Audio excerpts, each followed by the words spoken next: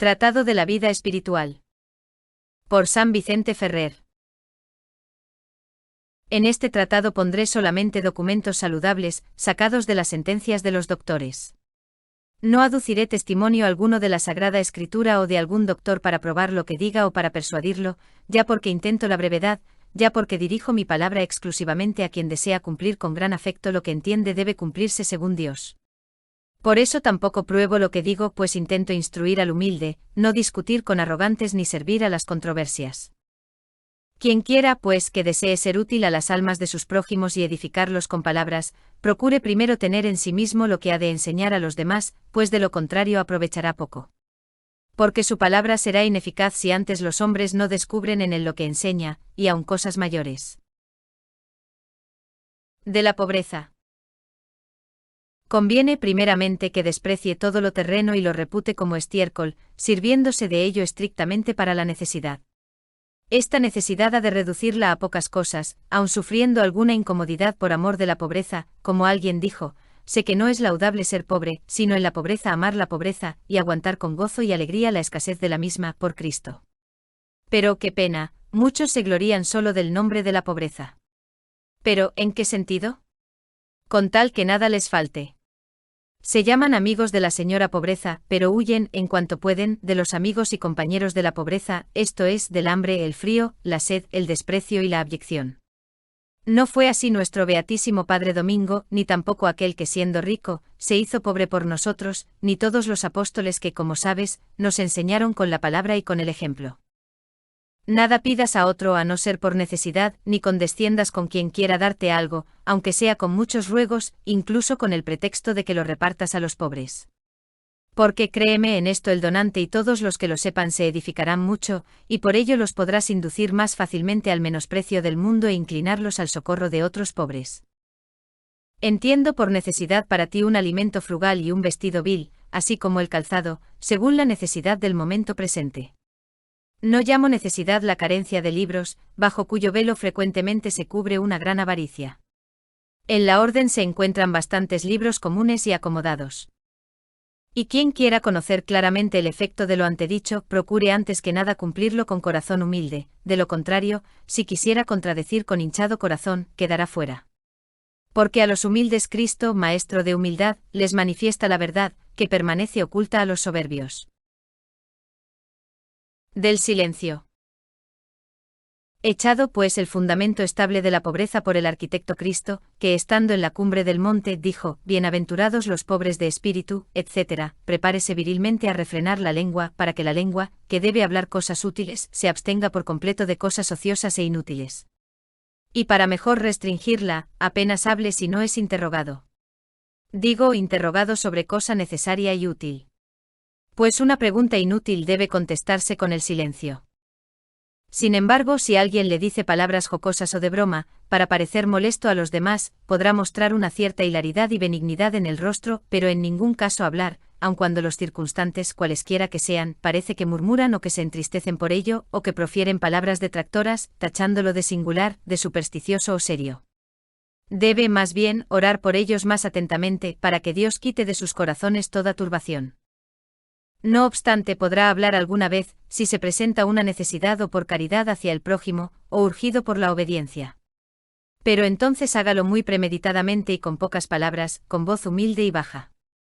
Lo mismo debe hacer también cuando tiene que responder a alguien sobre cualquier cosa. Calle algún tiempo para edificación del prójimo, para que, callando, aprenda cómo tiene que hablar útilmente cuando llegue el momento. Pero rogando a Dios que supla por él mismo, inspirando interiormente en el corazón de sus prójimos aquello sobre lo que de momento ha callado, mientras domaba la lengua por el silencio. De la pureza de corazón y mortificación de pasiones y sentidos.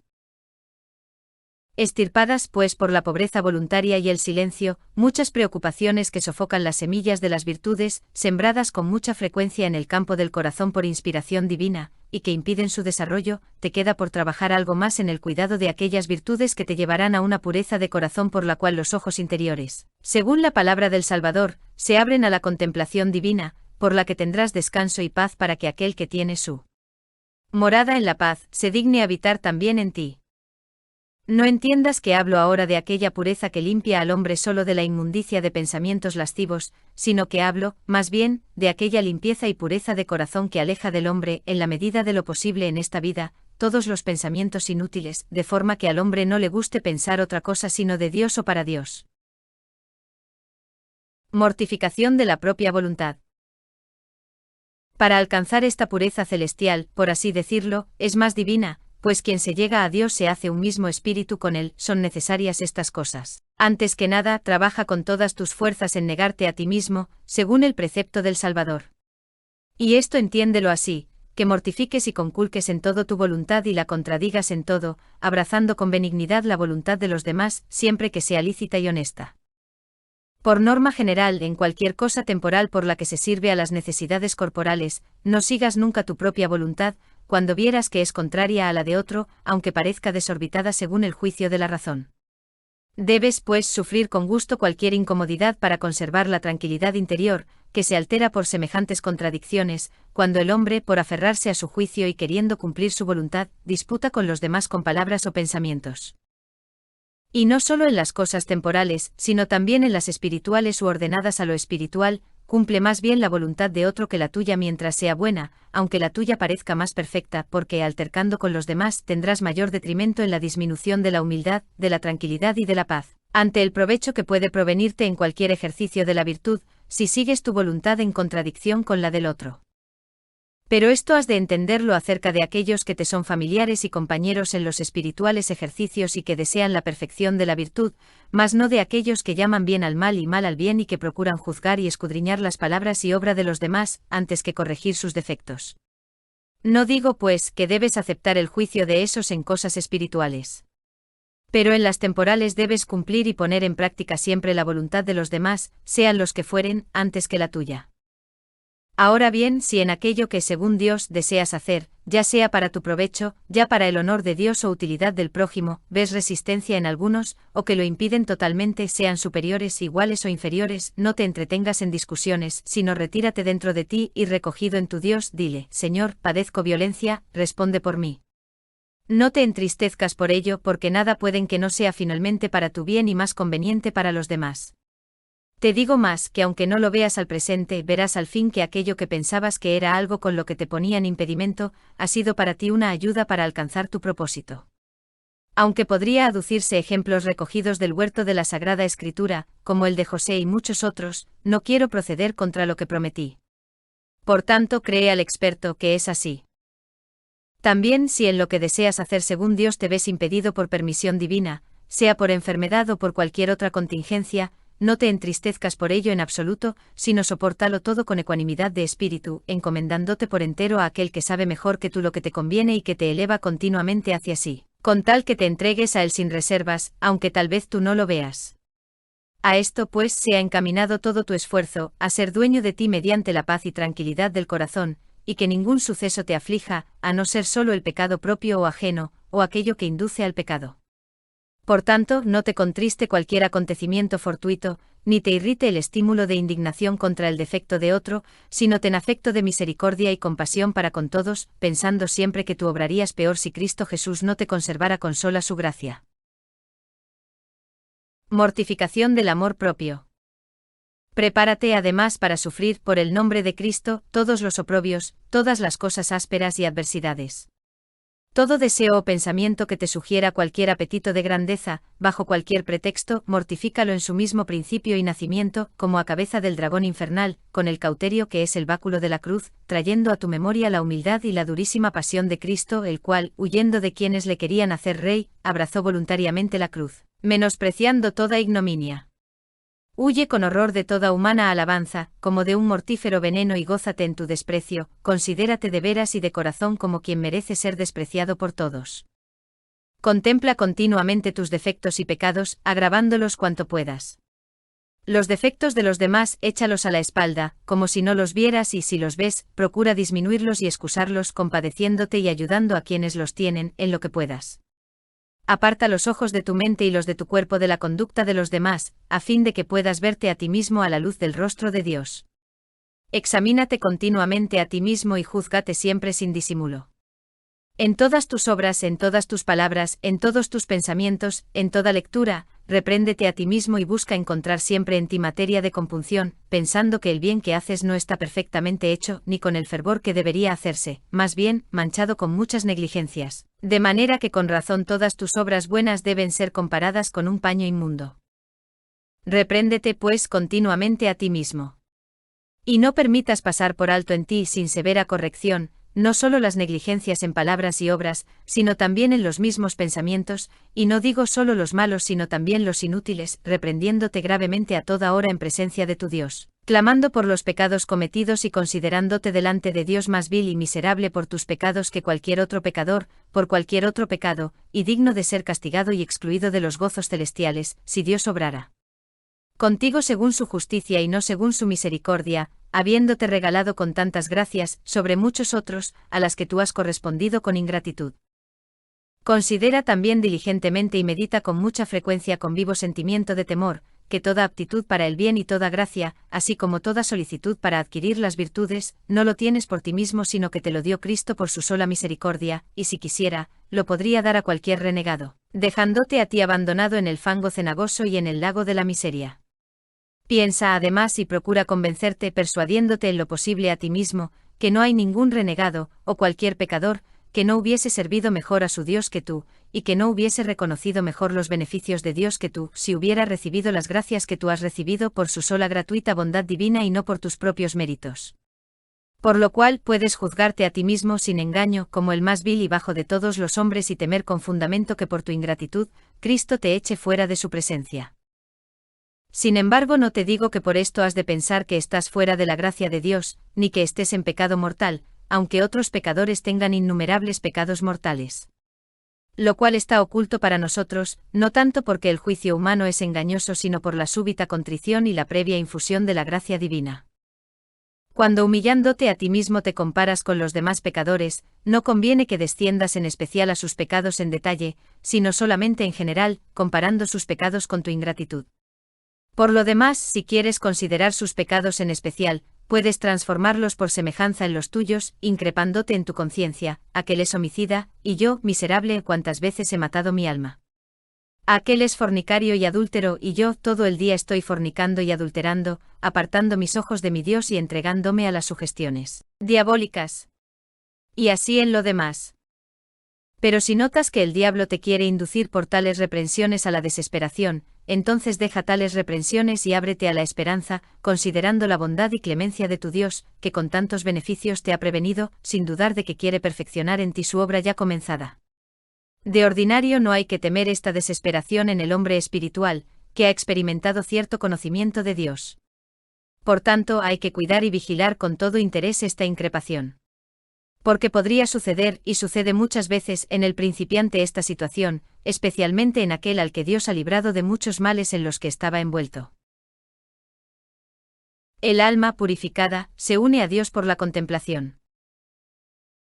De todo esto que he tratado, se engendrará en ti aquella virtud que es madre, origen y custodia de las virtudes, a saber, la humildad, que abre los ojos interiores para ver a Dios, purgando el corazón humano de todo pensamiento superfluo.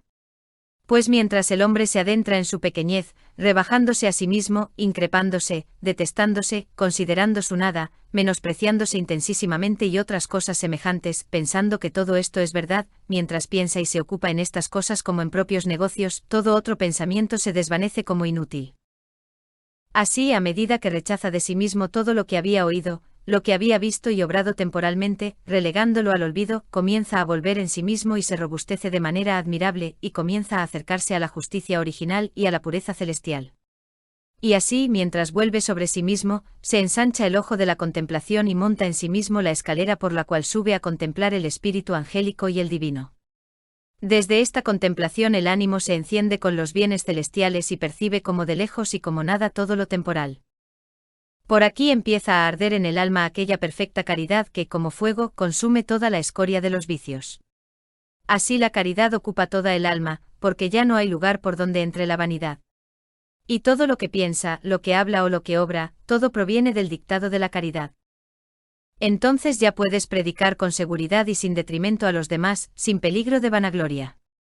Porque, como he dicho, no puede entrar ninguna especie de vanidad donde la caridad lo ha ocupado todo. ¿Acaso puede ocuparse ya de comodidades temporales quien las mira como estiércol? ¿Podría deslizarse en su ánimo el apetito de alabanza, cuando se ve a sí mismo delante de Dios como basura muy vil, miserable y abominable, propenso a todo pecado, a no ser que el mismo Señor, con su benignidad, le echara su mano de creador para conservarlo? ¿Cómo podría enorgullecerse de cualquier obra buena, quien ve más claro que la luz que nada bueno puede hacer sin que continuamente, de hora en hora, la fuerza divina, en cierto modo, lo está empujando y apremiando? ¿Cómo podrá atribuirse cosa alguna, como si proviniera de sí mismo, quien ha comprobado, no digo 100, sino 1000 veces, su impotencia para todas las obras, grandes y pequeñas, y quien tantas veces comprobó que no pudo cuando quiso, y que por así decirlo cuando no quiso ni lo preparó, ni pensaba en ello, movido repentinamente por Dios, fue conducido con fervor admirable a hacer aquellas obras que antes, con todo su esfuerzo, no pudo hacer? A la verdad, si Dios permite que tal impotencia domine en el hombre tanto tiempo es para que el hombre aprenda a humillarse y nunca se gloríe vanamente, sino que atribuya a Dios todo bien, no solo con los labios de rutina, sino desde lo hondo de su corazón. Como quien, adoctrinado por su propia experiencia, ve más claro que la luz, que no solo no puede hacer una obra buena, ni siquiera decir Señor Jesús, si no es por el Espíritu Santo, y si no se lo diera a aquel que dijo, sin mí nada podéis hacer.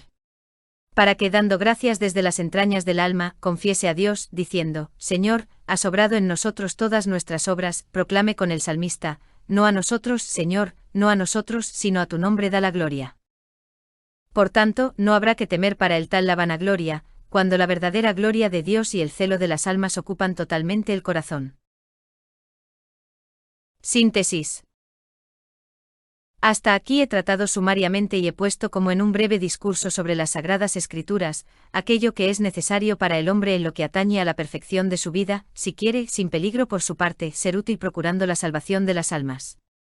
Esto podría bastar para el varón ilustrado y de alto entendimiento, o que tuviera largo ejercicio en las obras espirituales, porque de lo que he expuesto brevemente, como principios de la vida perfecta, podrían sacarse todos los demás ejercicios de actos más perfectos. Pues guardando exactamente las tres cosas que he dicho, a saber, la pobreza voluntaria, el silencio, y el ejercicio interno de la mente, el hombre juzgaría fácilmente de todo lo que tiene que hacer respecto de todos los demás actos externos. Sin embargo, como no todos pueden comprender con facilidad lo que se ha dicho brevemente, insistiremos algo más detenidamente acerca de los actos particulares de las virtudes. Del director espiritual. Hay que saber que el hombre que tenga un instructor por cuyo consejo se rija y cuya obediencia siga en todos sus actos, pequeños y grandes, podrá llegar más fácilmente y en tiempo más breve a la perfección, que si quiere perfeccionarse a sí mismo, aunque tenga un entendimiento muy agudo y tenga libros en los que se trata de la estructura de todas las virtudes. Más aún, digo que Cristo nunca otorgará su gracia, sin la cual nada podemos, si uno tiene a alguien que le puede instruir y dirigir, y lo menosprecia, o no procura abrazar la guía del otro creyendo que se basta a sí mismo, y que por sí mismo puede investigar y encontrar perfectamente todo lo que le es útil para la salvación. Este camino de la obediencia es camino regio que lleva a los hombres sin tropezar a la cumbre de la escalera en la que el Señor está apoyado. Es el camino que siguieron todos los santos padres del desierto y en general, todos cuantos alcanzaron la perfección en poco tiempo procedieron siempre por este camino, a no ser que Dios instruyera a algunos por sí mismo por un privilegio de gracia singular, cuando les faltaba o no encontraban quien los instruyera desde fuera. Porque entonces la piedad divina suple por sí misma lo que no se puede encontrar fuera, cuando se acude a Dios con corazón humilde y fervoroso. Mas en efecto en este tiempo miserables de nosotros, no se encuentra casi nadie que instruya a los demás en la vida de perfección. Es más, si alguien quiere entregarse a Dios, encontrará a muchos que lo aparten, y casi a nadie que le ayude. Por lo que es conveniente que el hombre recurra a Dios de todo corazón y le pida con insistencia de oraciones y con humildad de corazón ser instruido por él, para que le reciba benignamente como a un huérfano sin padre, pues Dios no quiere que nadie perezca sino que todos lleguen al conocimiento de la verdad. Por tanto, a ti dirijo mi palabra, que con gran afecto de corazón deseas encontrar a Dios y aspiras a la perfección, con el fin de ser útil a las almas de los demás. A ti dirijo mi palabra, que te acercas a Dios con corazón sencillo y sin doblez y quieres penetrar en lo íntimo de las virtudes, y que por el camino de la humildad deseas llegar a la gloria de la majestad. De la obediencia en la observancia regular. Puestos ya los dos fundamentos primarios, a saber, la pobreza y el silencio, cíñase el atleta de Cristo para seguir en todo y por todo, en lo posible y de manera inquebrantable, el camino y la norma de la obediencia. Esto es la regla, las constituciones y ordenaciones, las rúbricas del ordinario y de los otros libros, en todo tiempo y lugar, dentro y fuera del convento, en el refectorio, en el dormitorio, en el coro, las inclinaciones y postraciones, levantándose, estando de pie o sentado, y todas las ordenaciones de los mayores obsérvelas hasta el menor detalle, pensando siempre en las palabras de Cristo: quien a vosotros oye, a mí me oye, y quien a vosotros desprecia, a mí me desprecia. Después trabaje en tener sujeto el cuerpo totalmente al servicio de Cristo Jesús para que todos los actos y movimientos corporales estén compuestos con toda honestidad de costumbres, según las reglas de la disciplina. Porque no podrás apartar nunca el ánimo de las cosas desordenadas, si de antemano no has trabajado sujetando tu cuerpo a la disciplina, apartándolo no solo de cualquier acto sino de cualquier movimiento inconveniente y desordenado. Modo de regular el cuerpo en la comida y bebida. Por tanto, intentando la regulación del cuerpo, primero de todo hay que insistir sobre la gula. Porque si no alcanzas victoria sobre ella, en vano trabajarás por adquirir otras virtudes. Has de observar, pues, el orden siguiente. Ante todo, no procures para ti nada especial, sino conténtate con la comida que se presenta a los hermanos en comunidad. A los seglares que quieran enviarte obsequios, no se lo toleres en modo alguno, si son para tu persona. Si quieren enviarlos al convento, que los envíen. No aceptes de ninguna manera las invitaciones de los frailes fuera del refectorio, sino acude continuamente al refectorio, observando todos los ayunos de la orden. Esto entiéndelo siempre así, mientras Cristo te conserve la salud. Porque si estás enfermo, entonces permite que te traten según lo pide la enfermedad, no procurando nada absolutamente para ti, sino recibiendo todo lo que te sirven, con acción de gracias. A fin de evitar cualquier exceso en la comida y en la bebida, debes examinar diligentísimamente tu naturaleza para conocer con cuánta comida y bebida puedes sustentarte, y así puedas juzgar entre lo superfluo y lo necesario. Ten como norma general que al menos comas suficiente pan, lo que pide la naturaleza, especialmente cuando ayunas. No creas nunca al diablo que te aconseja que hagas abstinencia de pan. En esto podrás experimentar lo que requiere la naturaleza, o lo que es superfluo. Si en tiempo en que se come 2 veces al día te encuentras pesado y sientes cierto ardor en el estómago, de forma que no puedas orar, escribir o leer. Por lo general esto sucede por haberse excedido. Y lo mismo si lo sientes después de maitines cuando cenas. O después de completas si sientes la misma pesadez en los días de ayuno.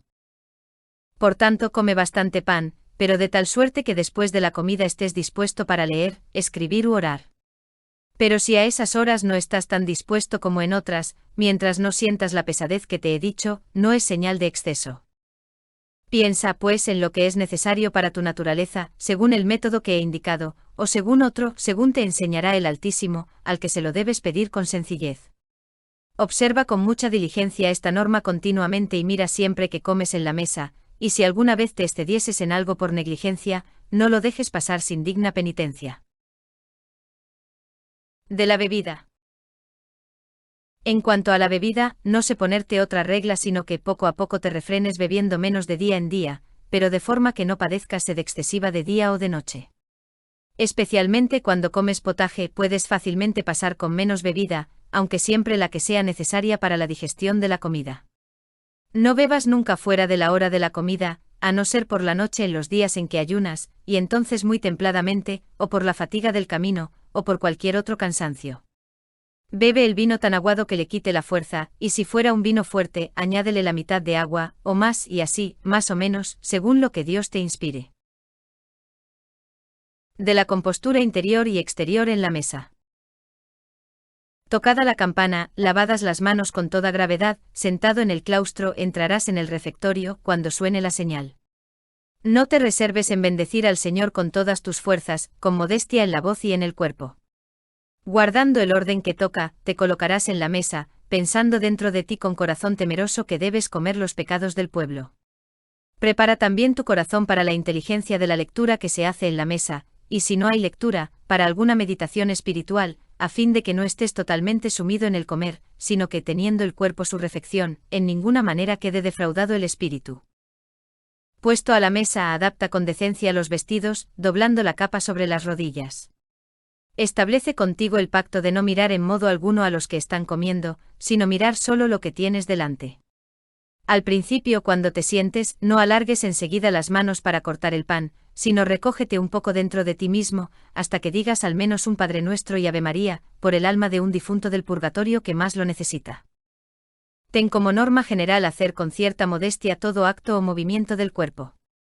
Si tienes delante de ti distinto pan, duro, blando, blanco o negro, o de otra clase, come aquel que tienes más cerca, y preferentemente aquel al que menos te incline la sensualidad. Nunca pidas algo en la mesa, sino espera que lo pidan otros por ti. Y si no lo hacen, ten paciencia.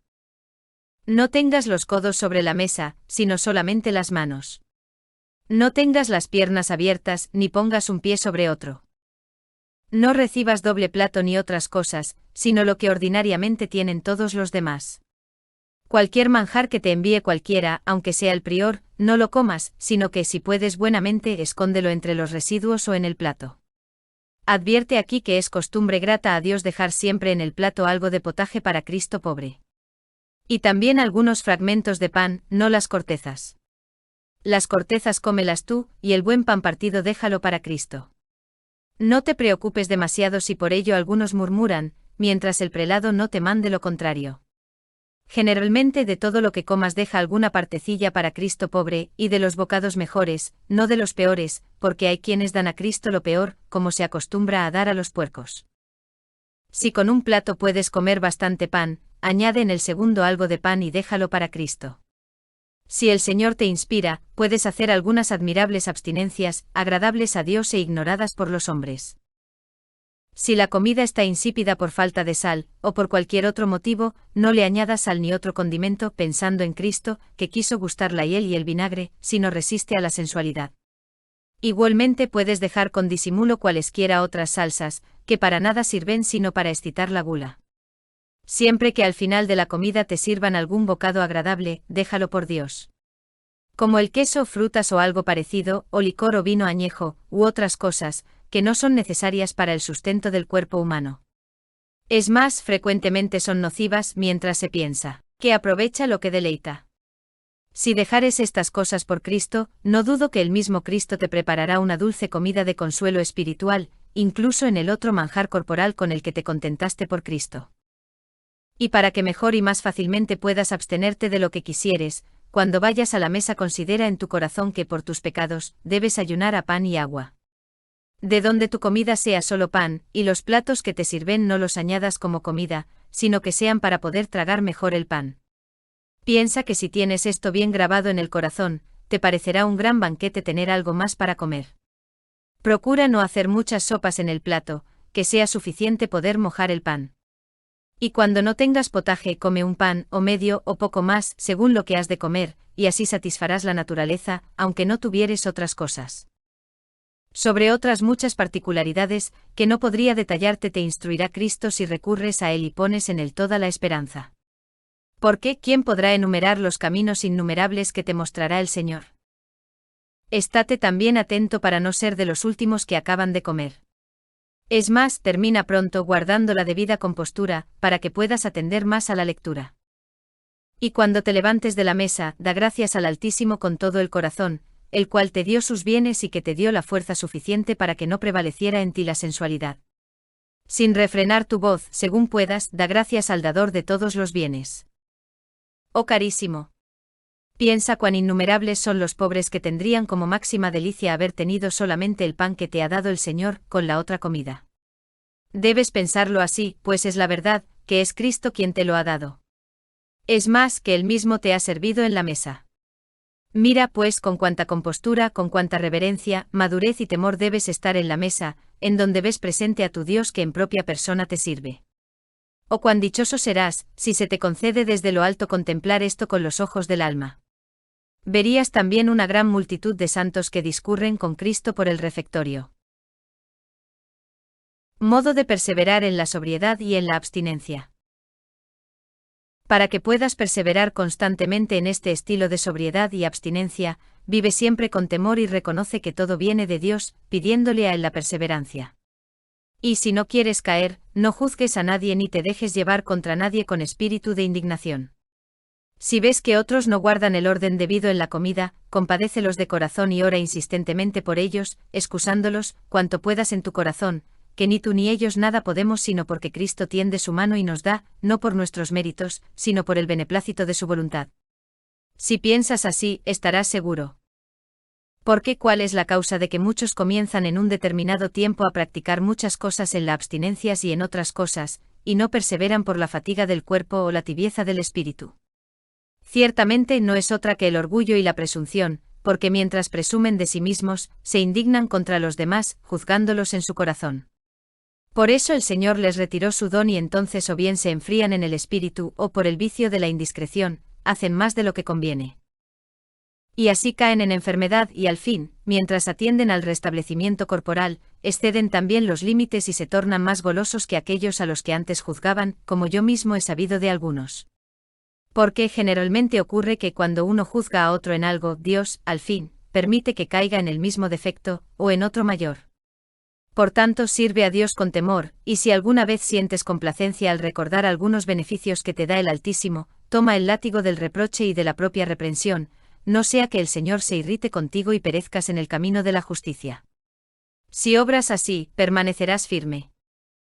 Hasta aquí te he indicado el modo grato al Altísimo para el dominio de la gula, al cual pocos llegan por excederse en más o en menos en el comer, o por no guardar las debidas circunstancias.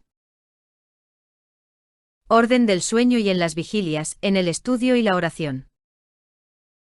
Después de esto, esfuérzate en guardar la medida prudente en el sueño y en las vigilias, en lo cual es también muy difícil encontrar equilibrio.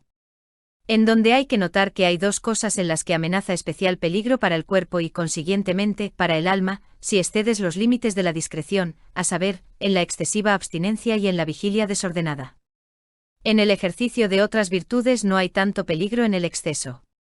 Por eso el diablo gasta, en definitiva, esta astucia, pues cuando ve a un hombre fervoroso en el espíritu, le mete la sugestión de que haga grandes abstinencias y vigilias, para que por ello le haga llegar a tanta flaqueza y debilidad de cuerpo que enferme y se debilite de forma que no valga ya para nada.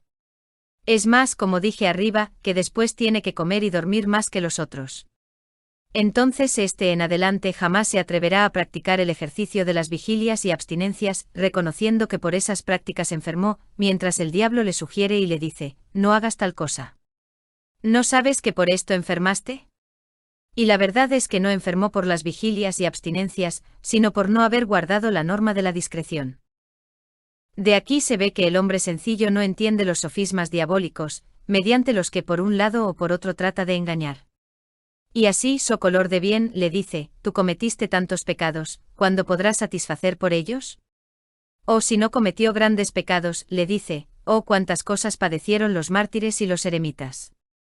Y el hombre sencillo cree que como esto tiene apariencia de cosa buena, no puede provenir sino de Dios y sin embargo es del diablo, permitiéndolo Dios, sobre todo cuando este hombre no recurre inmediatamente al Señor con gran humildad y temor y con insistente oración. Porque entonces Dios le iluminará y dirigirá, cuando no encuentre a un hombre que le dirija. Pues el hombre que se asienta sobre la santa obediencia y se rige continuamente con su instrucción, está defendido de tales engaños, aunque el Padre Espiritual se equivocara en algo. Pues Dios por la humildad de la obediencia dispone que todo se encamine a su propio bien, corno podría demostrarse por muchas autoridades y ejemplos. De manera que sobre el sueño y las vigilias puede observarse esta norma. En tiempo de verano, después de la comida, habiendo sonado la campana señalando el tiempo de silencio, disponte a descansar. Porque aquella hora es poco apropiada para cualquier ejercicio espiritual, y por ello podrás velar algo más en la noche. Por regla general, debes observar esta norma cuando vas a dormir que siempre, o medites salmos o algún punto espiritual que te suma en el sueño y que pueda retornar durante el sueño a la imaginación. De ordinario, en las primeras horas de la noche no veles mucho, pues por esta vigilia nocturna después se entorpece la celebración y vigilia de la hora de maitines que, sin embargo, es la hora más apta entre todas las horas del día para la oración, devoción, meditación, estudio y para cualquier ejercicio espiritual.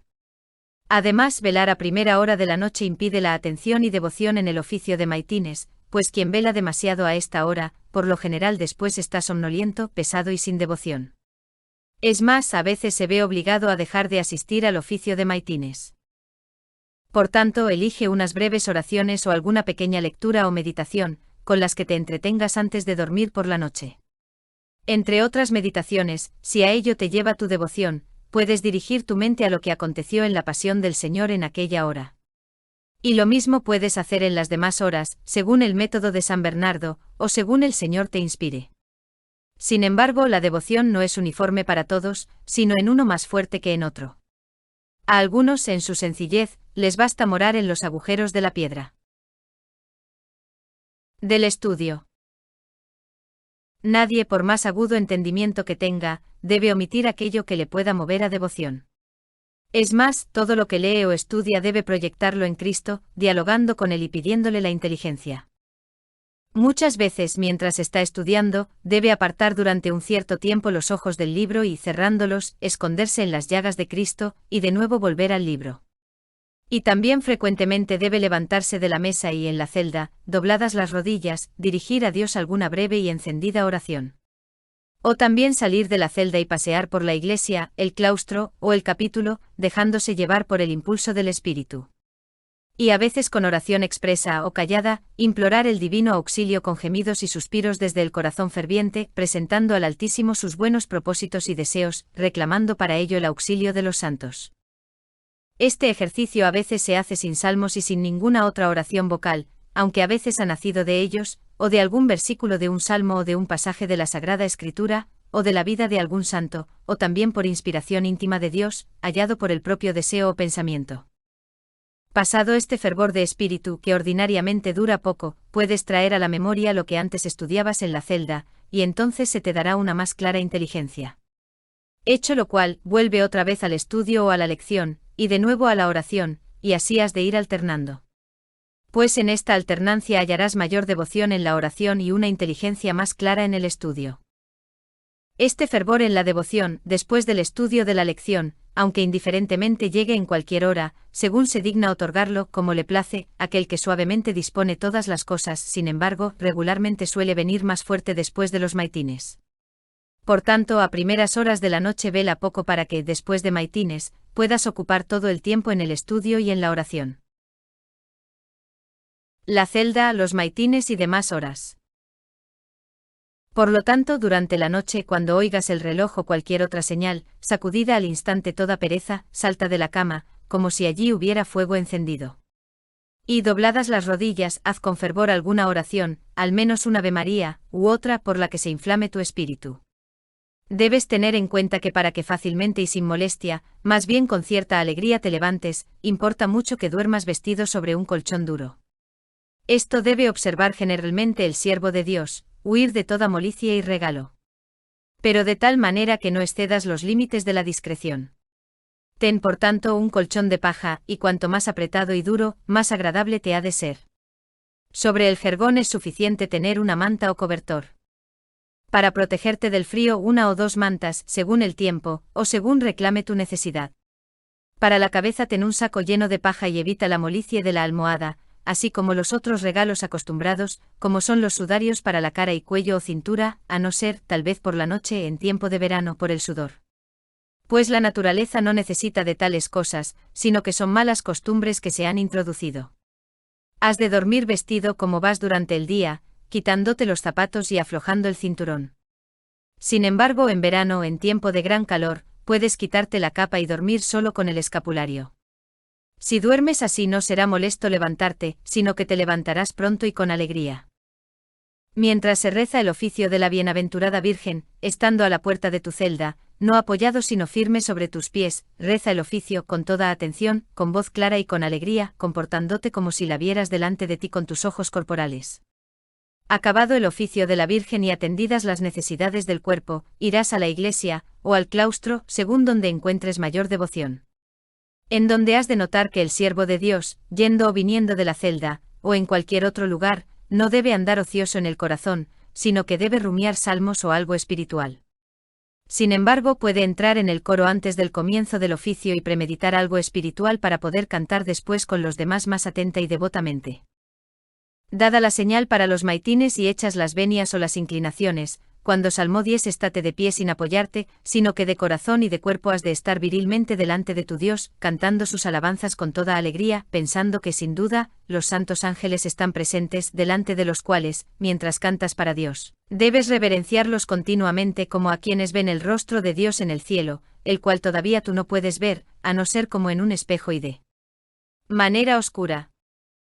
Nunca en lo posible refrenes tu voz, pero siempre rigiéndote con discreción. Nunca omitas ni una jota, tanto de los salmos como de los versos y lecturas, así como de las sílabas o palabras. Si no puedes cantar con la misma voz que los demás, hazlo con voz más baja. Si puedes, reza la salmodia y canta por el libro, mientras mantienes el pensamiento en los salmos y otras oraciones y con ello obtendrás gran consuelo. Conviene estés advertido para que en ningún acto exterior, es decir, en cualquier gesto del cuerpo o en el tono de la voz, aparezca algo de ligereza, pues especialmente en ese momento has de guardar la gravedad y madurez debidas. Porque muchas veces la alegría espiritual se convierte en cierta ligereza, si los actos externos no se moderan con el freno de la discreción.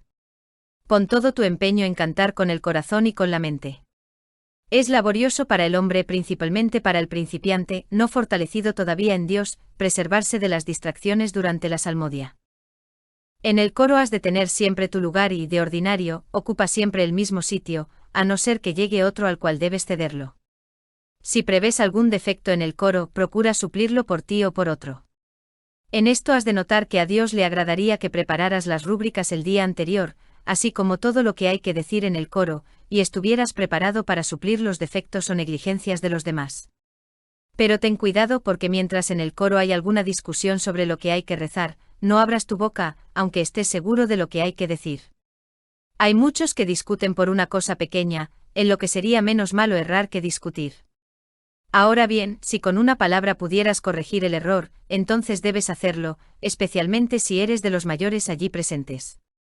Pero si ves que te agitas por la impaciencia, es mejor que procures dominar el movimiento de tu ánimo. Si alguien lee o canta mal, o se conduce torpemente, no murmures ni le corrijas, porque tal corrección es una especie de jactancia. Lo mismo en la lectura, por más que alguien lea mal o torpemente, no hagas ningún gesto, porque esto es signo de una mente hinchada con el viento del orgullo. Cuando hay muchos que corren repentinamente a suplir algún fallo, no te entrometas. Si nadie lo suple, procura hacerlo tú con toda modestia. Si puedes, anticípate a remediar el defecto antes de que suceda. Guárdate de leer 2 lecciones seguidas, o 2 responsorios, a no ser que falten muchos, en especial en donde hay muchos frailes. No te metas fácilmente si eres joven, a decir lo que corresponde a los mayores. No andes vagando con los ojos de acá para allá, ni mires a nadie lo que hace o cómo se comporta, antes bien, ten los ojos clavados en tierra, o levantados a lo alto, o cerrados, o fijos en el libro. Cuando rezas el oficio divino, mientras estás sentado o de pie, no tengas las manos debajo del mentón, sino debajo de la capa o del escapulario, cuando no se usa la capa. No tengas un pie sobre el otro ni las piernas abiertas, sino compórtate con toda modestia, porque estás en presencia de tu Dios. Cuida de no tener los dedos en la nariz. Porque hay algunos que están ocupados en esto y en otras miserias, no sin estímulo del diablo, distraídos del oficio divino y mostrando no poca indevoción. Muchos otros casos particulares suceden, que no pueden detallarse. Pero si tienes humildad y una caridad íntegra, en todo te adoctrinará la unción del Espíritu. Tú que esto lees, ten en cuenta que aunque he puesto aquí muchos casos, pueden variar por una circunstancia, y por ello no los has de condenar, cuando adviertes que deben hacerse de otra forma. Como por ejemplo hablar en coro cuando aparece el error, pues le pertenece enmendarlo al más antiguo. Con todo, ordinariamente es verdad que al siervo de Dios no le está bien litigar. Pues es un mal menor tolerar pacientemente el error que alimentar las discusiones, mucho más en el coro, en donde tales disputas son escandalosas y turban la tranquilidad y la atención de la mente. Lo mismo cuando digo que en el coro siempre y continuamente lea o cante. Porque habrá veces en que puede surgir tal devoción en la mente, que el canto podría estorbarla, y entonces sería mejor recitar el oficio en voz baja, principalmente en donde hay otros que sean suficientes para el canto. Y así de otras muchas cosas, según te enseñará mejor el Altísimo, si, despreciadas todas las cosas, te acercas a él con sencillez de corazón. Con todo, nadie debe creer fácilmente en sí mismo para hacer lo contrario, a no ser que con largo ejercicio de virtudes, haya alcanzado el espíritu de discreción. Del modo de predicar. En las predicaciones y exhortaciones uso un lenguaje sencillo y, en cuanto puedo, un estilo familiar para señalar los hechos particulares, insistiendo con ejemplos, para que cualquier pecador que tenga aquel pecado se sienta aludido como si predicara solo para él. Pero de tal manera que parezca que las palabras proceden no de un corazón soberbio o indignado, sino más bien de entrañas de caridad y de piedad paterna, como de un padre que se duele de ver pecar a sus hijos, o que están en una grave enfermedad, o caídos en una sima profunda, y se esfuerza en sacarlos y los ayuda a liberarse, como una madre, o como quien se alegra de su aprovechamiento y de la gloria que les espera en el paraíso. Este modo de predicar suele ser provechoso a los oyentes, mientras que hablar en general sobre las virtudes y los vicios mueve poco a los que escuchan. Asimismo, en las confesiones, ya alientes a los pusilánimes, ya atemorices a los endurecidos, muestra siempre entrañas de caridad, para que el pecador sienta siempre que tus palabras descienden de la pura caridad. Por tanto, a las palabras punzantes precedan siempre palabras llenas de dulzura y de caridad. Tú, pues, quien quiera que seas, que deseas ser útil a las almas de tus prójimos, primero de todo recurre a Dios de todo corazón y suplícale siempre en tus oraciones que se digne infundir en ti aquella caridad, compendio de todas las virtudes, por la que puedas llevar a cabo lo que deseas. Algunos remedios contra las tentaciones que provienen por sugerencia del diablo. En honor de nuestro Señor Jesucristo, te diré algunos remedios contra algunas tentaciones espirituales que en este tiempo abundan en la tierra, para probar y combatir la soberbia. Las cuales, aunque no van expresamente contra alguno de los principales artículos de la fe, sin embargo, quien bien las mira conocerá que llevan peligro para destruir los principales artículos de la fe y que preparan la cátedra y la sede al anticristo. No quiero enumerar estas tentaciones para no poner una ocasión y materia de escándalo o de tropiezo a los pequeños o imperfectos, pero te mostraré, por otra parte, cómo y por qué vienen tales tentaciones. Primero, llegan por sugestión e ilusión del diablo, que engaña al hombre en la conducta que debe seguir para con Dios y para con lo que es de Dios. Segundo, por la corrupta doctrina de algunos y por el modo de vivir de aquellos que han caído ya en esas tentaciones. Por lo cual quiero señalarte la conducta que debes observar para con Dios y para las cosas de Dios, si quieres ser inmune a tales tentaciones. Y después cómo debes guiarte ante los demás, en cuanto a su doctrina y en cuanto al modo de vivir. El primer remedio contra las tentaciones espirituales de este tiempo que procura el diablo en los corazones de algunos, es que aquellos que quieren entregarse a Dios no deseen en la oración y contemplación, o en otras obras de perfección, ni visiones, revelaciones y sentimientos que están sobre la naturaleza y sobre el proceder ordinario de los que aman a Dios y le temen con verdadero amor. Porque este deseo no puede darse sin una raíz y fundamento de soberbia y presunción, o con intención de alguna vana curiosidad sobre los secretos de Dios, o sin debilidad de la fe. Por este defecto la justicia de Dios abandona al alma que tiene este deseo y permite que llegue a tal ilusión y tentación del diablo por falsas visiones y revelaciones y por falsas seducciones, por cuyo artificio siembra la mayor parte de las tentaciones espirituales de este tiempo y las hace arraigar en los corazones de aquellos que son nuncios del anticristo, según podrás ver en lo que sigue. Porque debes saber que las verdaderas revelaciones y sentimientos espirituales de los secretos de Dios no llegan por los deseos antedichos ni por ninguna conjuración, o por esfuerzos que haga el alma, sino que vienen solamente por pura bondad de Dios al alma que está llena de gran humildad, de gran temor y reverencia de Dios. Con todo, el varón de Dios no debe ejercitarse en la profunda humildad y en el temor de Dios para esto, para tener visiones, revelaciones y los sentimientos antedichos, pues caería en el mismo defecto en que se cae por el referido deseo. El segundo remedio es que no consientas en tu alma, en la oración o contemplación, ningún consuelo, por pequeño que sea, que te parezca fundarse en la presunción o estimación de ti mismo que después te llevaría a la ambición del propio honor o de la propia reputación, de donde nacería en tu mente la idea de que eres digno de la gloria y alabanza de esta vida, o del paraíso. Porque has de saber que el alma que se siente en tal consuelo incurre en mayores y peores males. Pues el Señor, en su justo juicio, permite después al diablo aumentar dicho consuelo y se apresura a imprimir en aquel alma falsísimos y peligrosísimos sentimientos y otras ilusiones, pensando y creyendo que tales sentimientos son verdaderos. ¡Ay, ay, Dios mío! ¿Cuántas personas han sido engañadas de este modo? Ten por cierto que la mayor parte de los raptos, o rabias, de los nuncios del anticristo vienen por este camino. Por eso ten cuidado de no aceptar en tu oración y contemplación consuelo alguno, a no ser aquel que viene del perfecto conocimiento y sentimiento profundo de tu humildad e imperfección, y que hace permanecer este conocimiento y sentimiento en ti, así como la grandeza y sublimidad de Dios, que hacen nacer en ti una alta reverencia y un gran deseo del honor de Dios y de su gloria. En esto ha de fundarse el verdadero consuelo. El tercer remedio es que todo sentimiento, por alto que sea, y toda visión, por muy secreta y sagrada que te parezca, cualquiera que sea, en el momento en que lleve tu corazón a una opinión o duda contra algún artículo de la fe, o contra las buenas costumbres y más contra la humildad y honestidad, deséchalo con horror, porque sin duda viene de parte del demonio. Y aun cuando aparezca cualquier visión sin esta luz y sentimiento, por lo cual estás seguro que viene de Dios y por lo que te certificas en tu corazón que aquello a lo que te lleva dicha visión es grato a Dios, no te aferres a esa visión. El cuarto remedio es que ni por gran devoción, ni por la santidad de vida, ni por claro entendimiento, ni por cualquier otra suficiencia que veas en alguna persona, o en algunas personas, no sigas sus consejos ni sus ejemplos desde el momento en que conoces clara y muy razonablemente que sus consejos no son según Dios y según la verdadera discreción, mostrada por la vida de Jesucristo y de los santos, y por la Sagrada Escritura, enseñada y predicada por las sentencias de los santos. Y no temas pecar por ello de soberbia y presunción, despreciando los consejos de estos, pues lo haces por celo y amor de la verdad. El quinto remedio es que huyas y evites el trato y compañía de aquellos y aquellas que siembran y difunden dichas tentaciones, y que evites a las personas que las aceptan y alaban. Y no escuches sus palabras y conversaciones, ni quieras ver su conducta, porque el demonio te mostrará y presentará gran señal de perfección en muchas de sus palabras y conducta, que si lo aceptas vendrás a caer en los peligros, ruinas y precipicios de sus errores. Algunos remedios contra quienes siembran dichas tentaciones con su doctrina. Tras esto, te diré algunos remedios que debes procurar por ti mismo acerca de algunas personas que siembran dichas tentaciones, así con su vida como con su doctrina.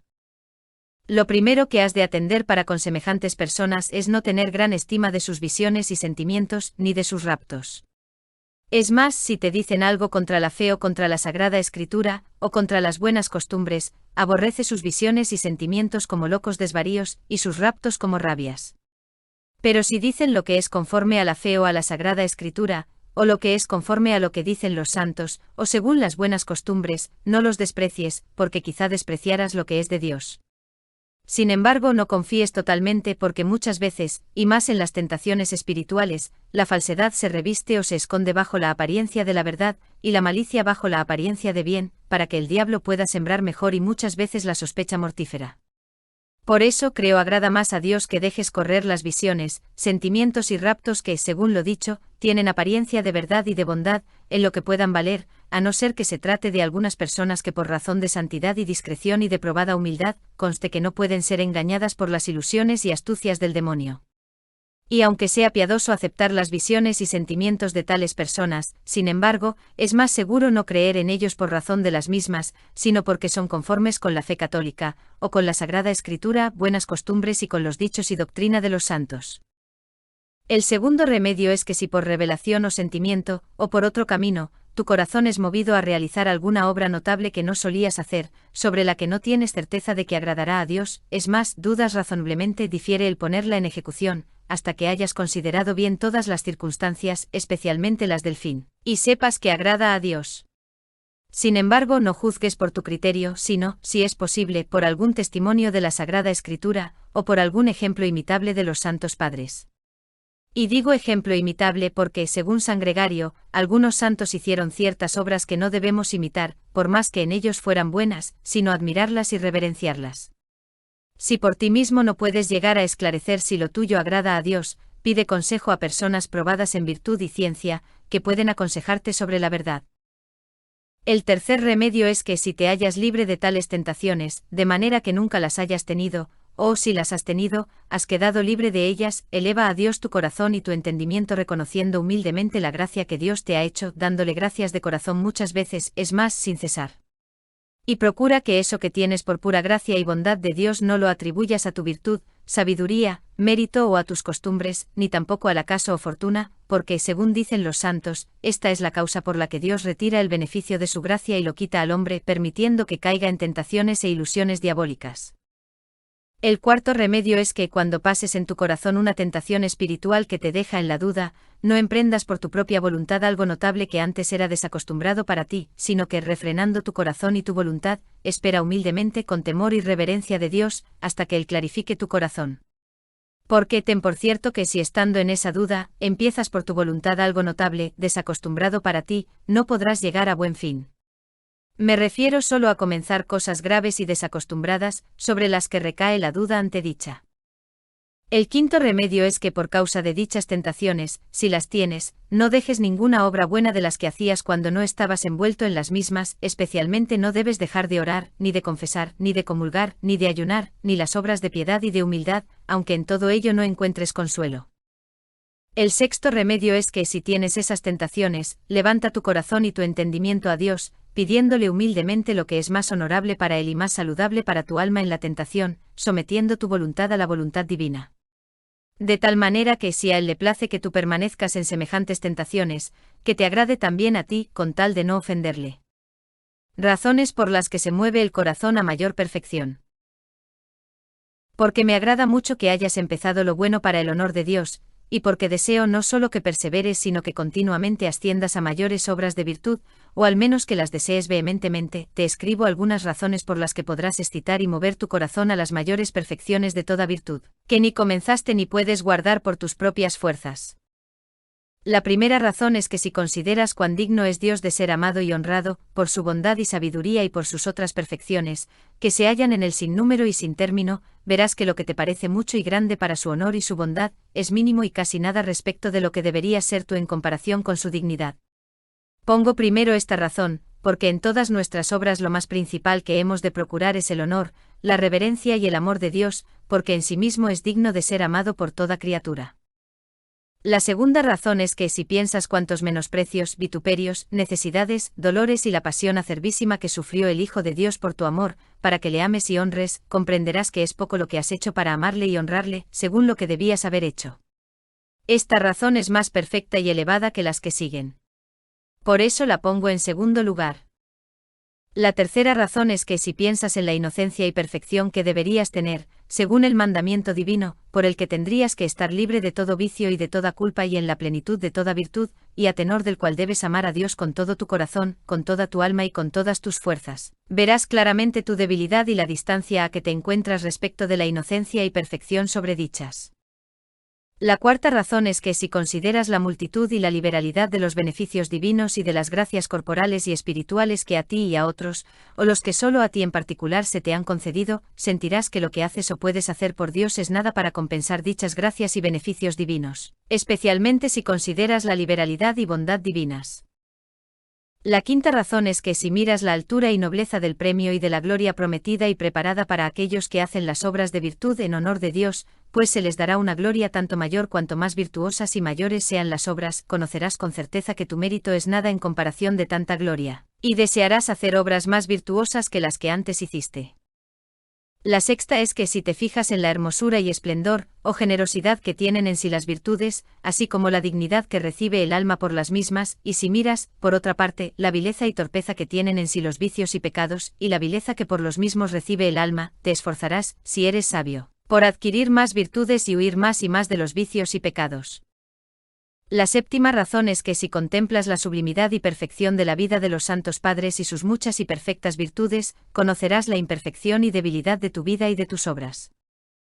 La octava es que si conoces la grandeza de los pecados y la multitud de ofensas que cometiste contra Dios, conocerás que todas las obras que haces, por más buenas que sean, son nada para satisfacer por vía de justicia las ofensas hechas contra Dios.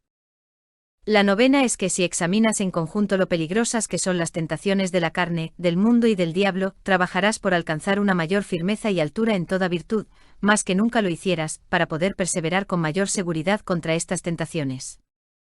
La décima es que si piensas en el riguroso juicio final de Dios, y con cuanto aparejo de buenas obras y de satisfacción de las ofensas hechas a Dios deberías llegar a este juicio, verás que es muy poco lo que has hecho por buenas obras y penitencia, en comparación con lo que debías haber hecho.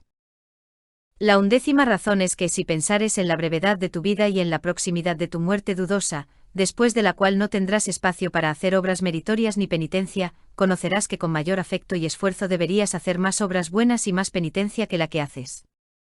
La 12ª razón es que si consideras de qué manera comienzas la vida de perfección, en cualquier grado, pero sin esfuerzo y deseo de subir a mayor perfección y vida más elevada, verás que esto no es posible sino por un fundamento de presunción y soberbia en lo que empezaste. Ni tampoco sin que incluya una gran tibieza y negligencia. Por la presencia de estos dos males, no se puede proceder sin gran peligro de vivir en otros muchos vicios espirituales, como podría demostrarte, aunque sería largo escribirlo literalmente. No dudo pues que si quieres estar libre e inmune de esos males, por más que hayas empezado con ansias de una mayor perfección, te debes esforzar todavía más en llegar a una vida más elevada y perfecta. San Bernardo, comentando el Salmo 90, qui habitat, hablando de aquellos que son fervorosos al principio, pero que después, creyendo que son algo, se entibian, dice: oh, si supieras cuán poco es lo que tienes y cuán pronto lo pierdes si quien te lo ha dado no lo conserva. La 13ª razón es que si piensas en los insondables juicios de Dios sobre algunos que perseveraron mucho tiempo en gran santidad y mucha perfección, a los que Dios abandonó por algunos vicios ocultos que creían no tener, no dudo que por más que hayas comenzado una vida elevada, cada día elevarás tus afectos e intenciones, corrigiendo con más cuidado que antes todos los vicios, acercándote a una más plena y perfecta santidad, temiendo que tal vez haya en ti algún pecado oculto por él, que mereces ser abandonado. La 14ª razón es que si piensas en las penas de los condenados en el infierno, que están preparadas para todos los pecadores, creo que te será ligera toda penitencia, humildad, pobreza y todo trabajo que en esta vida puedas padecer por Dios con tal de evadir tales penas, y que te esforzarás continuamente para mantener una vida de perfección más elevada, temiendo el peligro de llegar a las penas sobredichas. Eficacia de estas razones. Traté de las razones anteriores brevemente y sin explicarlas, para que aprendas a pensar cosas profundas sobre pocas palabras, y así cada una de las razones te dará materia para elevada y amplia contemplación. Sin embargo, has de saber que si quieres aprovechar con las referidas razones, debes considerarlas no solo en el entendimiento, sino que es necesario mover con cierto afecto tu voluntad hacia lo que dictan dichas razones. Y para que mejor las entiendas, te resumiré brevemente el recuerdo de las mismas, mostrándote cómo no tienen eficacia para el aprovechamiento del alma si no van penetradas de una afección y sentimiento espiritual. La primera razón no tiene fuerza sino en el alma que tiene un gran espíritu, que siente y contempla la nobleza, perfección y dignidad de Dios y se esfuerza en amarlo y honrarlo sobre todas las cosas, según él es digno. La segunda razón no tiene eficacia sino en el alma que mediante una cordial devoción siente en el espíritu la caridad y bondad del Hijo de Dios, mostradas en su propia pasión, aceptada por nosotros, y así el alma desea con todas sus fuerzas compensar a Dios por la caridad y bondad manifestadas en la pasión. La tercera razón no aprovecha sino al alma que siente la altura de la perfección que Dios requiere y manda que haya en la criatura, la cual, con profunda razón y con gran voluntad, desea cumplir la voluntad y mandato de Dios, caminando hacia dicha perfección. La cuarta razón solo tiene lugar en el alma que en el entendimiento y en el afecto, considera la grandeza y nobleza de los beneficios de Dios y de su gracia, y se esfuerza por tributar a Dios un servicio debido, conforme a los beneficios recibidos. La quinta razón tiene lugar y valor solo en el alma que estima y tiene ferviente amor de la gloria prometida en el paraíso, y que tiene firme fe y esperanza de llegar a esta gloria por las obras buenas de las virtudes, de manera que con las distintas obras buenas se esfuerza por llegar a esa gloria. La sexta razón no tiene eficacia sino en el alma que tiene horror y abomina de todos los vicios y pecados, y tiene complacencia y amor de las virtudes y de la gracia de Dios, y esto con gran exceso y altura. La séptima razón solo tiene fuerza en el alma que tiene en gran estima las vidas de los santos, con deseo de imitarlos. Me refiero especialmente a los más perfectos, como son principalmente la Virgen María, y después los apóstoles, San Juan Bautista y San Juan Evangelista. La octava razón no aprovecha sino al alma que agrava contra sí las ofensas que hizo contra Dios y que tiene gran voluntad de hacer ante Dios justicia y satisfacción de todos sus pecados mediante las obras buenas de virtud. La novena razón no tiene lugar sino solamente en el alma que siente su propia debilidad y la gravedad y peligro de las tentaciones, por lo que se esfuerza en huir de toda ocasión de caer en la tentación y llegar así a la seguridad de la gracia de Dios. La décima razón no tiene lugar sino en el alma que reconoce sus pecados y tiene temor cordial a la sentencia del juicio final, que se pronunciará sobre los pecadores que no hicieron penitencia. La undécima razón no tiene valor sino en el alma que tiene temor a la muerte y que está muy dispuesta a hacer obras meritorias.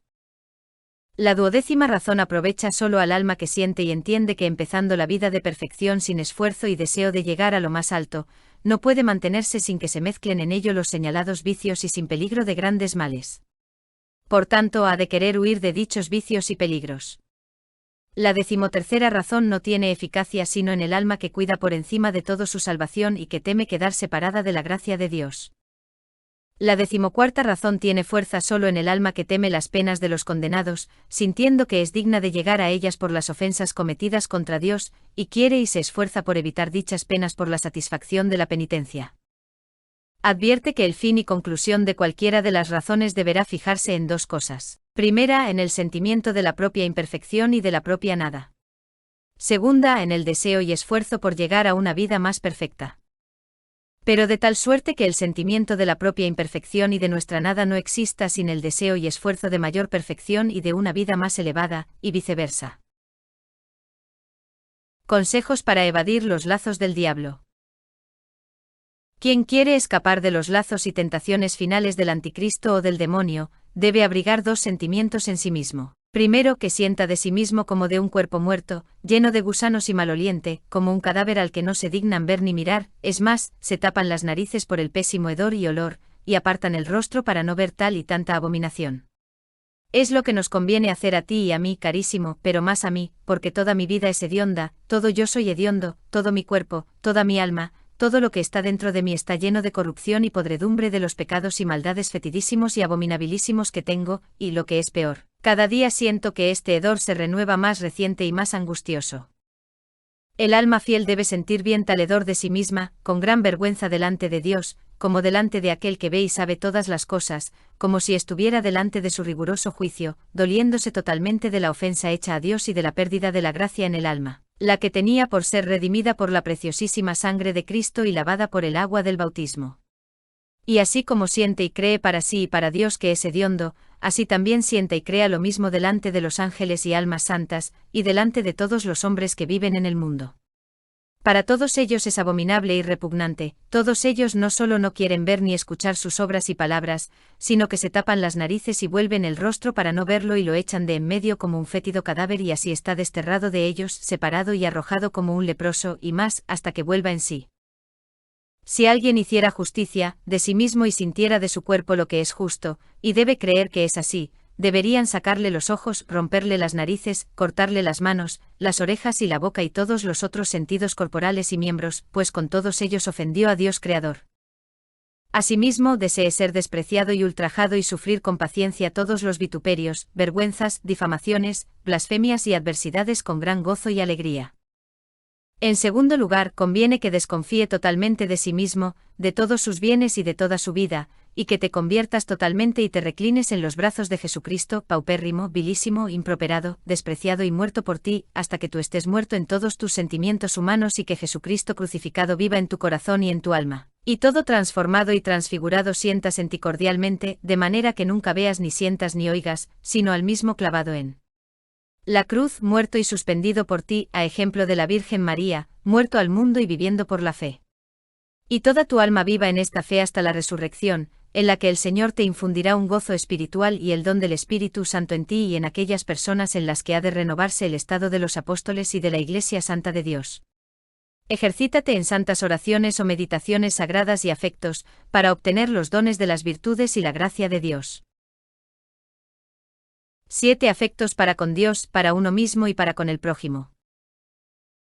Debes ejercitarte principalmente con 7 afectos ante Dios, a saber, amor ardentísimo, temor sumo, honor debido, celo constantísimo. A los que se debe unir, acción de gracias y alabanza, pronta y total obediencia y la degustación, en lo posible, de la suavidad divina. Continuamente debes pedirle a Dios estas 7 cosas, diciendo: Buen Jesús, haced que os ame desde lo más profundo de mi ser, que os tema por encima de todo, que os reverencie y que tenga fortísimo celo por tu honor, de tal manera que, ansioso de tu gloria, aborrezca vehementísimamente cualquier oprobio contra ti, y más si se hace por mí o en mí. Dame, Señor, que te adore a ti humildemente como criatura tuya y te reconozca, y que por todos los beneficios que me has dado, te dé siempre gracias con toda gratitud de corazón. Dame también que en todas las cosas te bendiga siempre, te alabe y glorifique con sumo júbilo, danzando el corazón, y que, conformándome y obedeciéndote en todo, me sacie siempre de tu dulcísima e inefable suavidad como comensal de tu mesa con tus santos ángeles y apóstoles, aunque totalmente indigno e ingrato. Tú que con el Padre y el Espíritu Santo, etc. Respecto a sí mismo debe ejercitarse también con otro septiforme afecto, a saber, primero que se confunda totalmente a sí mismo por sus defectos y vicios. Segundo, llore y deplore sus pecados con acerbísimo y agudísimo dolor, porque ofenden y manchan su alma. Tercero, con la propia humillación y desprecio de sí mismo, es decir, que con todas sus fuerzas se desprecie a sí mismo y desee ser despreciado como algo vilísimo y corrompido, como se ha dicho. Cuarto, que con rigor severísimo castigue ásperamente su cuerpo y apetezca ser castigado como lleno de hediondez por el pecado, es más, como letrina y albañal y cúmulo de toda inmundicia. Quinto, con ira implacable contra todos sus vicios y contra las raíces e inclinaciones de los mismos. Sexto, con una vigilancia enérgica y denodada sobre todos sus sentidos, actos y potencias, siempre atento y vigilante para perseverar en el bien con esfuerzo varonil. Séptimo, con una discreción de perfecta modestia o moderación, para que en todo guarde exactamente la medida y el modo entre lo que es excesivo y lo que es menos que suficiente, esto es, que nada sea superfluo en él, nada disminuido, nada deficiente, ni más ni menos de lo que debe ser. Respecto del prójimo debe ejercitarse también con otro septiforme afecto, a saber, primero con una piadosa compasión, de forma que sienta los males y trabajos ajenos como propios. Segundo, con una dulce congratulación, esto es, que se alegra de los bienes del prójimo como de los suyos. Tercero, con una tranquila acogida e indulgencia, esto es, tolerando pacientemente y perdonando de corazón, olvidando las molestias e injurias que le causen los demás. Cuarto, con una benigna afabilidad, es decir, que sea benigno para con todos y desee todos los bienes y los viva para todos, mostrándose así en gestos y palabras.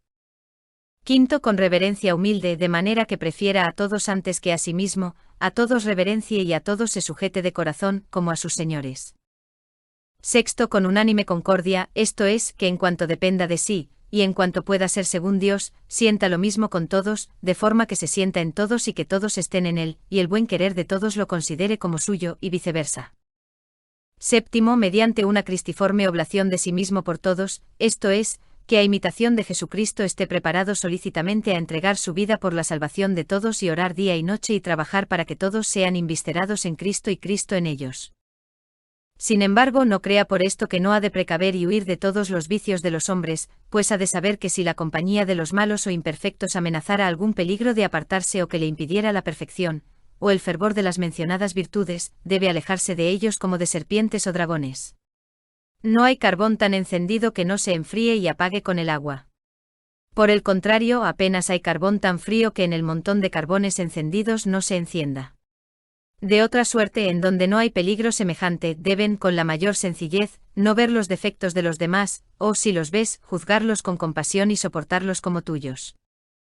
Para regular bien tu conducta respecto de lo temporal y de lo eterno, advierte que has de considerar las cosas temporales bajo un cuádruple aspecto. Primero, que como advenedizo y peregrino, sientas todas las cosas como extrañas y ajenas, hasta tal punto que tu mismo vestido sea tan extraño a tu sentido como si estuviera en España, o en la India. Segundo, que en el uso de las cosas temas la abundancia como veneno, o como un mar que todo lo sumerge en sus aguas. Tercero, que en el uso de las cosas sientas toda la escasez y pobreza, porque esta es la escalera por la que se sube a las riquezas celestiales y eternas. Cuarto, que huyendo de la compañía, contubernio y boato de los ricos y poderosos, aunque no por desprecio, te gloríes de la compañía de los pobres y te alegres del recuerdo, trato y conversación con ellos, pues son la expresa imagen de Cristo, y así, como si fuesen reyes, los acompañes con sumo agrado y reverencia. 15 perfecciones necesarias para el que sirve a Dios en la vida espiritual. 15 son las perfecciones necesarias para la persona que sirve a Dios en la vida espiritual. La primera, la clara y perfecta noticia de sus defectos y flaquezas. La segunda, una ira grande y ardiente contra las malas inclinaciones y contra los deseos y pasiones que repugnan a la razón. La tercera, un gran temor por las ofensas hechas hasta ahora contra Dios, porque no está seguro de si ha hecho bastante satisfacción, ni de haber hecho la paz con Dios. La cuarta, un gran temor y temblor de que por su fragilidad puede caer de nuevo en semejantes o mayores pecados. La quinta, una rigurosa disciplina y áspera corrección para el gobierno de sus sentidos corporales y para someter todo su cuerpo al servicio de Jesucristo. La sexta, fortaleza y gran paciencia en las tentaciones y adversidades. La séptima, evitar virilmente como a demonio infernal, a toda persona o a cualquier criatura que le empuje, o que le fuera ocasión, no solo para el pecado, sino para cualquier imperfección de la vida espiritual.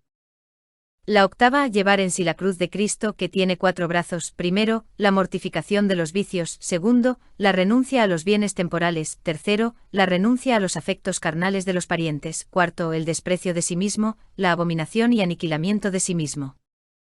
La novena, el dulce y continuo recuerdo de los beneficios divinos que hasta ahora ha recibido del Señor Jesucristo. La décima, permanecer día y noche en oración. La undécima, gustar y sentir continuamente las dulzuras divinas. La duodécima, un gran y ferviente deseo de exaltar nuestra fe, es decir, que Jesucristo sea temido, amado y conocido por todos. La decimotercera, tener misericordia y piedad con su prójimo en todas sus necesidades, como quisiera la tuvieran con él. La decimocuarta, dar gracias continuamente a Dios con todo el corazón, y glorificar y alabar en todo a Jesucristo. La decimoquinta, que después de hacer todo esto sienta y diga: Señor, Dios mío, Jesucristo, nada soy, nada puedo, nada valgo y te sirvo muy mal, y en todo soy un siervo inútil. 5 ternarios en los que tiene que ejercitarse. 3 son las bases o partes principales de la evangélica y apostólica pobreza: la renuncia a todo derecho propio, la moderación en las cosas temporales y la práctica de la pobreza en estos 2 afectos. 3 son las partes de la abstinencia, a saber, debilitar el amor carnal y la solicitud de lo que sirve a su sustento, no buscar la abundancia o suficiencia en la delicia de alimentos, usar con sobriedad de lo que se ofrece.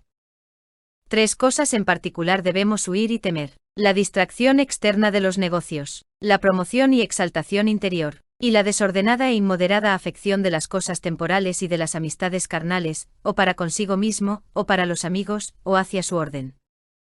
3 cosas en particular en las que debemos ejercitarnos y abrazar. Primera, el deseo de ser menospreciado, abatido y vilipendiado hasta el extremo. Segunda, una entrañable compasión hacia Cristo crucificado. Tercera, el sufrimiento de las persecuciones y del martirio por la dilatación del culto y del nombre de Cristo, así como de la vida evangélica.